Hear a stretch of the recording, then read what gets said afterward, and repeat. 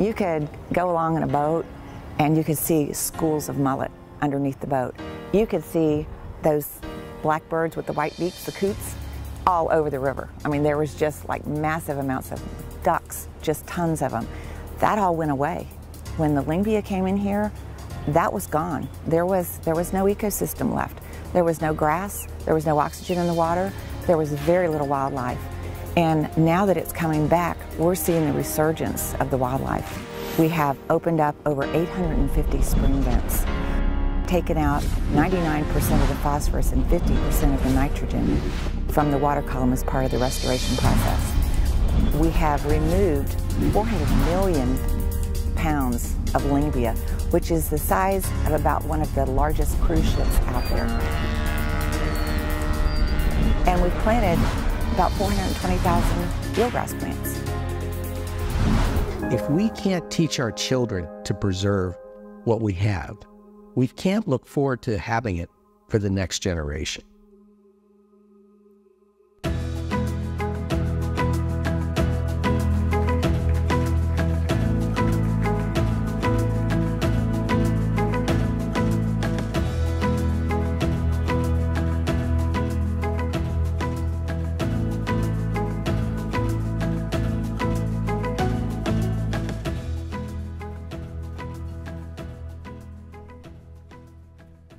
Hi everyone, I'm Lisa Moore with Save Crystal River, and this is Carter Henney with Sea and Shoreline, and Paul Cross with the Plantation Inn and Manatee Tour Company in Crystal River. Our story that we wanted to tell you guys today is about the difference a small community of volunteers can make to solve a really big environmental problem. And we did it with the help of our community and our legislators, our local communities, elected officials, and just everybody around us in our community. So Save Crystal River was formed in 2012 by a group of about 12 volunteers. That's it, 12 of us. We were multi-generational Floridians. We had families that had been there in Crystal River for a number of times, and when I was little, the water was crystal clear. It was like your drinking glass. And you could just look through it and you could see the fish swimming underneath your boat. You could see the manatees. Birds were everywhere. And so it was an incredibly beautiful community. Our spring-fed bay pretty much died though. After a no-name storm in 1993, all of the hydrilla that had taken over, invasive hydrilla, had taken over that bay and it died and it went to the bottom and it suffocated everything in the bay. We had no more oxygen, no more animals. It was pretty much dead. And these pictures can show you what we were dealing with. It was nothing but muck and decayed detrital material throughout the bay. The grass was gone and so was everything else. So people were even out there with garden rakes trying to rake this stuff out of a 600-acre bay. There did not seem to be any solution in sight. So in 2015, we met Sea and Shoreline, and we needed funding to make this project happen. So we got with our school system and our community, and we wrote 6,000 letters and put them in 26 boxes that were decorated by the students, and we carried them all the way to Tallahassee. And we asked them to please help us. And Senator Dean, and at that time Senator Simpson, and the people at DEP agreed with us that our second largest spring system in the state of Florida needed to be saved. And so they gave us the funding to start our 3.2-acre pilot project, and we've never looked back. It was our goal at that time to restore the first 92 acres in Crystal River by July 2nd of 2023. And that's the 100th year anniversary of the city of Crystal River. And we did it. It was incredibly exciting. I cannot tell you how amazing it was when the fireworks went off that night and I knew the first 92 acres was done. And then we turned around and we got permitted for another 85 acres. So we're not done yet. We're gonna keep on going. Carter's gonna tell you how he did it. Thank you. What they've done in Crystal River is just an incredible story, how a community came together and they solved the problem by solving the problem. They worked with the legislature for nutrient reductions, septic to sewer funding. But the problem was not necessarily nutrients, excess nutrients that the lyngbya was staying around. It was incredible invasive lyngbya algae, and it was smothering spring vents. And the problem was that the lack of grass was attributed because the bottom of the springs was really soft. It was mucky. And when manatees were coming in the wintertime, they would pull the whole root of the plants up. These plants, they displace algae, specifically lyngbya, by producing oxygen. Lyngbya loves low dissolved oxygen systems. That's why they're commonly found around springs. The plants provide shelter for zooplankton and small fish that feed on the lyngbya. And they also compete with the lyngbya for physical space.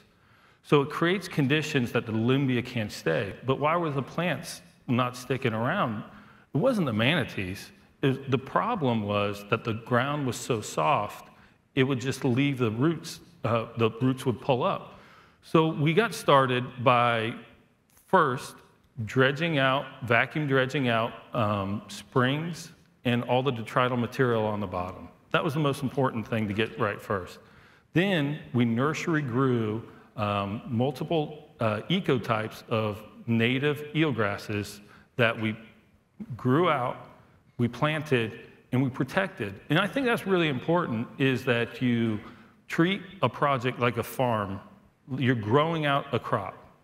And then at the end of a year, we remove those cages, and the grass takes off. It starts off slow, but then it starts to snowball. So on the left, you can see specialized vacuum dredges, and then the plants. The plants start small. They grow about 7 feet in one direction throughout the course of a year. We've done third-party monitoring where we've looked at where the grass is grown in the restoration areas, but what's most important is that it grows outside of the restoration areas as well, so that you create that snowball effect moving into the future. So we've directly planted in areas, and it's created a resiliency in those restoration areas by getting that hard mineralized substrate down. We just had a hurricane. This is the fourth hurricane since we started the project that has sent a salinity plume in there. The problem started when the no-name storm came in. This project's been so resilient, it's made it through 4 hurricanes thus far and continue to count. So we are extremely excited to see a project start from one area and then reverse the timeline going back 100 years, going back to when this uncut gem, and turn it back into a crystal again. Hey guys, my name's Captain Paul. I'm with the plantation on Crystal River. I've been there for 23 years. Florida native. I've been in the Crystal River area for 40 years. And when this project started, I was probably the biggest naysayer there was, right? Like, the manatees come every winter. By the time the manatees are gone, there's not a stitch of grass anywhere around. It's full of lyngbya algae. I'm like, these guys are going to come in and plant grass, and the manatees are going to devour it as soon as they take the cages up. So I'm like, good luck, you know? And I'm sure when you guys are all out there trying to come up with a plan or something, you have a lot of those naysayers. So when I was invited to come and speak, I thought, man, what a great way to intro, right? Like, I am that guy. And these two right here are absolute rock stars. Right, you can see on the screen. They started with the pilot project. It's 92 acres that they have planted, over 300 acres that the grasses have spread out to. We go to areas now where we would have never done a manatee tour, per se, and it's crystal clear, and the manatees are all over the place. It's unbelievable. In our area, it's the second largest spring shed in the state of Florida. That brings in hundreds of manatees. In the winter months, we get roughly 900 to 1,000 manatees that congregate around our springs. By the time the manatee season is over, it starts in November, ends in March, these manatees are starving to death, right? And they can't wait to get out of there. Well, that's all changed with this project. So those manatees that would normally leave have stayed. So what does that mean to our local economy? Right now, instead of the manatee season being over, I can run manatee tours all summer long. And when they first started the project, they started it in an area called Hunter Springs Cove. And a lot of the locals live in that area. All the tour boats would come back to that area because that's where the manatees were. And they came to me and they asked, like the locals were kind of putting a lot of pressure on all the tourism. And I said, you want to solve the problem? Fund Save Crystal River, because the more funding they get, the faster this project spreads out. And here we are 4 or 5 years later from that point, and we're not huddled around Hunter Springs anymore because there's grass beds throughout the entire bay, and we can go anywhere we want and find a manatee in clear water. So again, these guys are the rock stars, right? You can see on the screen there, we talk about a little bit of statistics. 52% of the people that come to Crystal River are coming for the manatees. That business has been increased by 60% since 2013. That's equivalent to $2 billion. Like, what can we do in Florida that would impact a small area like ours more than what these guys have done for us? So it's absolutely incredible. And I personally thank you, and I know our whole community thanks you for what you've done.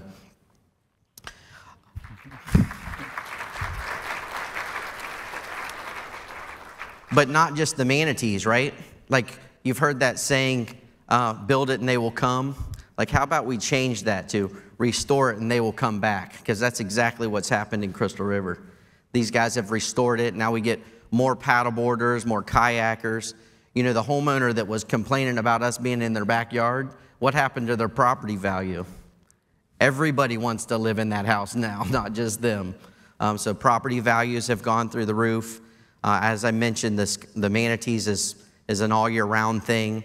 That fresh water that we're out there pumping out of the spring dumps out into one of two of the largest grass beds in the country. That's just offshore of Crystal River, Citrus County. And that's where we do our scalloping stuff. So when we come back in from a scalloping trip, every customer that we see comes back and swims at the spring. And they want to know, what's happened? You know, I was here 5 years ago, and you've seen the picture from the first slide. It was just muck, right? And now it's beautiful. And then they tell their friends, and then then that just is tenfold, right? So it can't be better in Crystal River right now. So again, I thank you guys for what you've done, and I apologize for being the naysayer in the beginning, but I am a true believer. Thank you. So one of the most important things that we realized after the project was going really well and the grass was everywhere, and people were buying those kayaks that were clear just so they could see what was underneath them, and they could see the crabs and the fish and all the wildlife that was there. Fishing is phenomenal right now, by the way. I mean, you want to go snook fishing, tarpon fishing, bass fishing. I mean, I know people that have caught all three of those in the same day on the same lure. I mean, it's hard to believe, but that's what happened. And so we felt like we had to tell people how we did it, and we had to educate the community and the schools. So we started a responsible anchoring program so that people would realize that they're tearing out the seagrass and are destroying the project. So we got that going. We started in an eco school, and Crystal River Primary School is one of the largest eco schools in the state.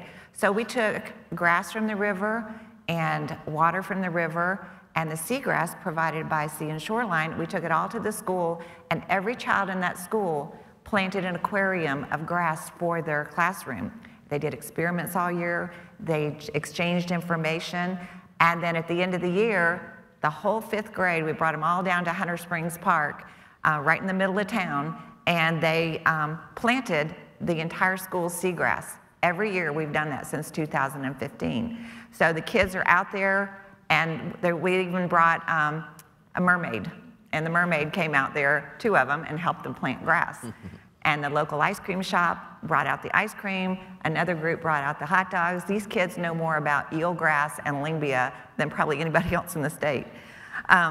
We also participated in the Book, Line, and Thinkers program, and that's an association with the Citrus County Education Foundation. We bring the entire 5th grade over several weeks' time to the river in both Homosassa and Crystal River, do education with them, let them plant grass, and then all the fishing guides take them fishing for the day. So every child in the 5th grade in Crystal River and Homosassa get to go fishing for the entire day. We also got a grant to do an elementary school curriculum that's on our website so that we could share what we know with the rest of the world, really. Anybody can do this. We've put our online resources out there, we've put our story out there, and so we wanted to make sure that if there's any other volunteer group like ours, we're all volunteers, if there's any other volunteer group out there who has a problem, it can be solved, and you can do it just like we did. So we want to just tell you that never give up. We're not giving up. We're not stopping. And I hope that whatever environmental problem you have out there, you have the people that are dedicated enough and the backing of your state and local governments to come out there in your communities to go out there and make a difference, because it can be done. We did it. Thank you.